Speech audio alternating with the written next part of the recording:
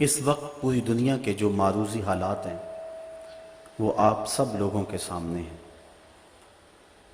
کابل سے کندھار تک، قلعہ جنگی سے تشت لیلا تک، تورا بورا سے تکریر تک، موصل سے بغداد تک، جاوا کے ساحل سے رباط کے کوچہ و بازار تک، نیل سے کاشغر تک، القدس سے کشمیر تک، دریائے آموں کے اس پار سے ڈھل جھیل کے کناروں تک، جس سمت بھی نظر اٹھائیں خون ہی خون بکھرا ہوا نظر آ رہا ہے۔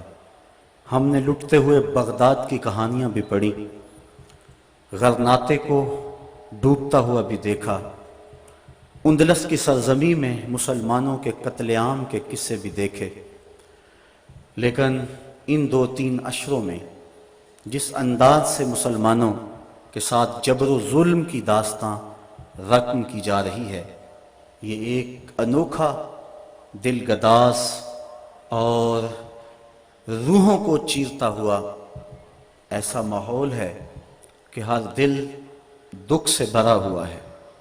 کائنات کے ایک گوشے میں آگ سلگ رہی ہے۔ ہمارے ساتھ کیا ظلم نہیں ہوا اور کون سا دکھ ہم نے نہیں سہا۔ ہمارے سروں سے بال نوچے گئے اور ان زخموں میں تیزاب چھڑک کر ہمیں دھوپ میں تڑپنے کے لیے چھوڑا گیا۔ یہ کل کی کہانی ہے۔ ہماری شارگوں کو کاٹا گیا اور جب خون بہہ گیا تو شارگوں میں پٹرول بھرا گیا۔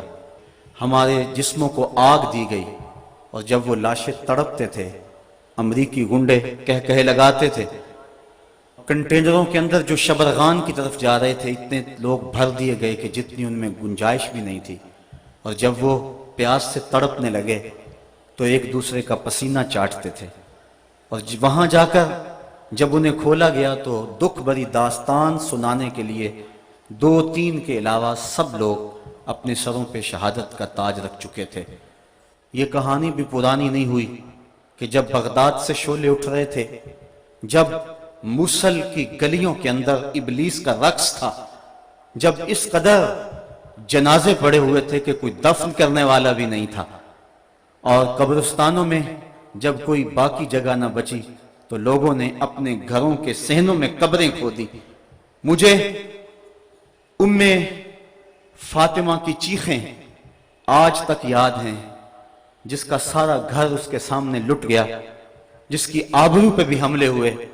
فلسطین کے اندر ابھی کل کی کہانی ہے کہ 100 بچوں کو ٹینکوں تلے رون دیا گیا۔ میں نے کعبۃ اللہ کی غربی دیوار کے ساتھ کچھ عورتوں کو لپٹ کے روتے ہوئے دیکھا۔ جب غور کیا تو وہ فلسطین کی خواتین تھی، اپنے رب کو اپنے دکھوں کی کہانی سنانے آئی تھی۔ ہمارے ساتھ بڑا کچھ ہوا، ہم نے بڑے دکھ سہے، ہمارے اوپر بڑے کچوکے لگے، ہم زخموں سے چور تھے، ہمارے کلیجے چیرے گئے۔ گوانٹا ناموبے کے جیل خانوں کے اندر 6x4 کے پنجروں میں ہمیں سردیوں میں برہنہ رکھا گیا۔ ہمارے ساتھ جبر کی داستانیں رقم کی گئی۔ ظلم کا کون سا طریقہ تھا جو آزمایا نہ گیا؟ بدر کی داستان اور شاب ابی طالب کی گھاٹیاں، طائف کے بازار، مکے کی گلیاں، اور پھر وہاں سے یہ قافلہ سخت جہاں کربلا کے تپتے ہوئے ریگزار میں کھڑا ہوا نظر آتا ہے۔ ہم نے گردنیں کٹائیں، ہم نے اس راستے کے اندر اپنے بچوں کو اپنے ہاتھوں پہ لے کے ظالم کے سامنے کھڑے ہو کر کے کہا کہ تم ہمارے جذبہ شہادت کو کیسے مان کر سکتے ہو؟ جو چل کے آ سکتے تھے وہ پاؤں کے بل بوتے پہ آ گئے، اور جو چل نہیں سکتے تھے ظالموں تیر آزماؤ، انہیں ہم گود میں اٹھا کے لے آئے ہیں۔ ہماری تاریخ بڑی تابناک ہے، ہماری تاریخ بڑی روشن ہے، ہماری تاریخ بڑی دلاویز ہے۔ ہم ہنس کے جان دینا جانتے ہیں۔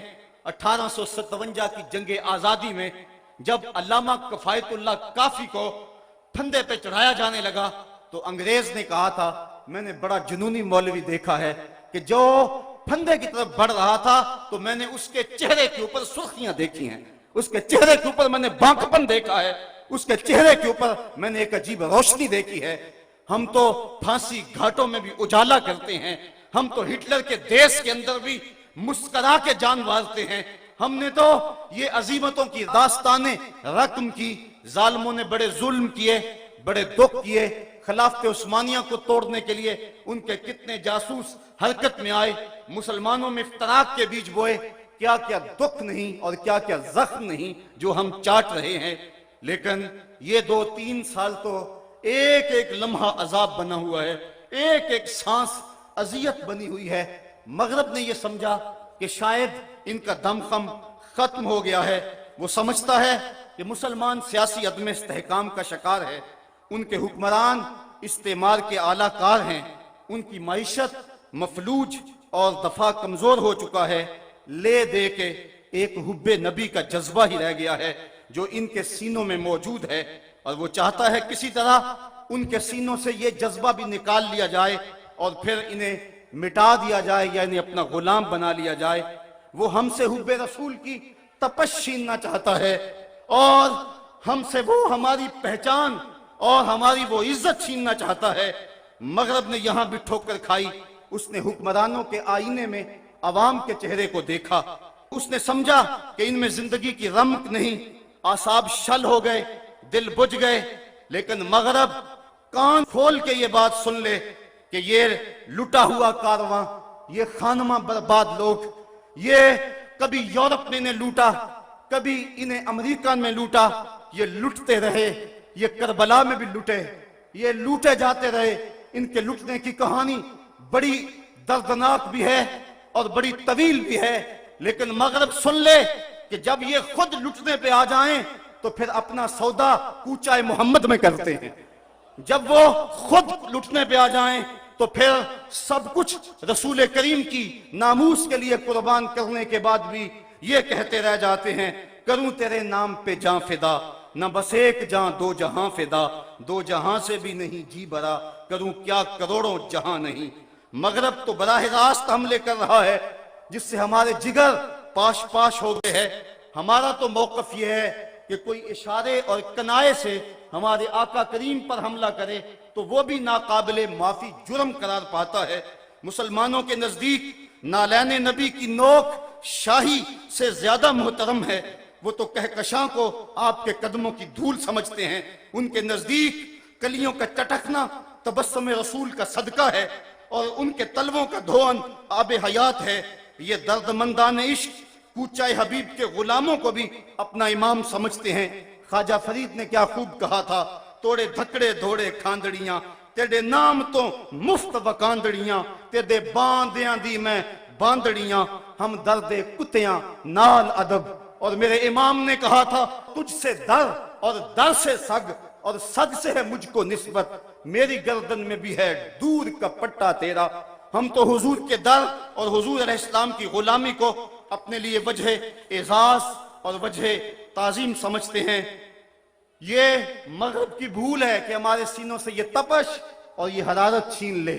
یہ مر سکتے ہیں، یہ اپنا سب کچھ کٹا سکتے ہیں، لیکن ان کے لاش کے ایک ایک ٹکڑے سے محمد محمد کی صدائیں آئیں گی۔